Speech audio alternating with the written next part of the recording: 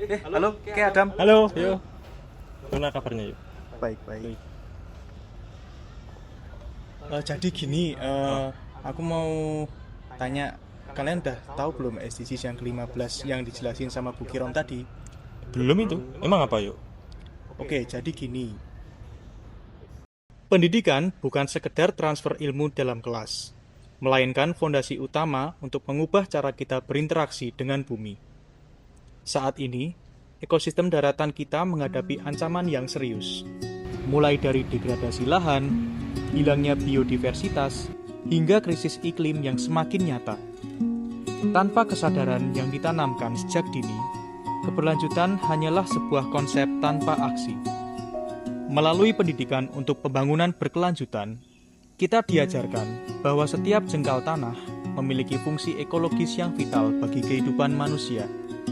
Kita perlu memahami rantai makanan, siklus nutrisi tanah, dan pentingnya menjaga tutupan hutan untuk mengatur siklus air. Restorasi lahan di Gunung Kidul, Yogyakarta sebagai contoh nyata. Mari kita lihat transformasi di Gunung Kidul, Yogyakarta. Dahulu, wilayah ini identik dengan lahan kritis, tandus, dan kekeringan yang ekstrim. Namun, melalui integrasi pendidikan lingkungan kepada masyarakat dan sekolah-sekolah lokal, paradigma warga berubah. Misi Mas mau nanya nih, kalau boleh tahu itu sebenarnya hutan itu fungsinya apa sih Mas? Penting banget Mas, hutan itu kayak paru-paru bumi. Itu buat menghirup oksigen kita setiap hari. Oh gitu Mas, cuma membuat oksigen aja Mas. Nggak cuma itu Mas, hutan itu mencegah kita banjir dan menyimpan banyak air. Mas kalau boleh tahu dampak ke hutannya itu apa sih Mas? Banyak banget Mas, bisa menyebabkan banjir dan bisa krisis iklim juga. Oh berarti kita harus menjaga hutan ya? Iya dong Mas, kalau bukan kita, siapa lagi? Masyarakat diedukasi mengenai teknik konservasi air dan penanaman pohon jati, serta cendana secara masif. Hasilnya, area yang dulunya gersang kini menjadi hijau. Ketersediaan air tanah meningkat, dan ekosistem lokal kembali pulih. Ini membuktikan bahwa ketika pengetahuan diberikan dan dipraktikkan, alam memiliki kemampuan luar biasa untuk menyembuhkan diri. Namun, menjaga hutan bukan hanya tanggung jawab pemerintah atau organisasi tertentu, melainkan tanggung jawab kita semua. Setiap langkah kecil seperti tidak membuang sampah sembarangan, mengurangi penggunaan produk berbahan kayu secara berlebihan, hingga ikut serta dalam kegiatan penghijauan, dapat memberikan dampak besar bagi kelestarian hutan. Dengan bersama-sama menjaga hutan, kita tidak hanya melindungi alam, tetapi juga memastikan bahwa bumi tetap menjadi tempat yang layak huni bagi kehidupan sekarang dan di masa depan.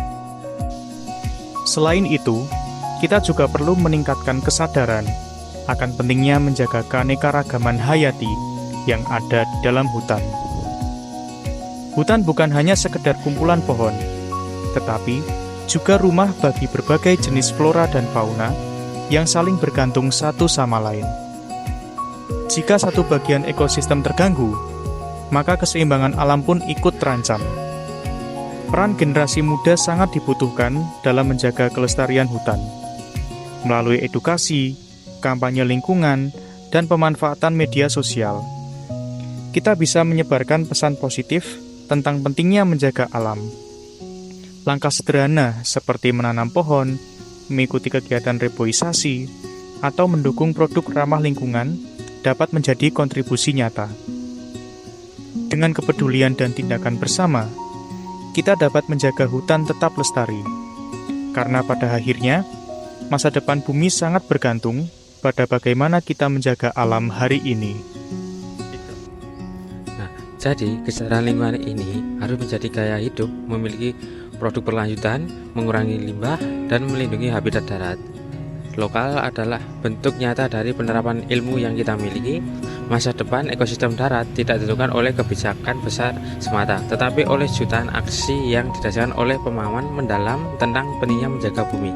Nah, jadi itu tujuan dan pengertian dari SDGs ke-15. Walah, jadi kita punya peran penting ya terhadap SDGs ke-15 ini. Bener banget, Dan.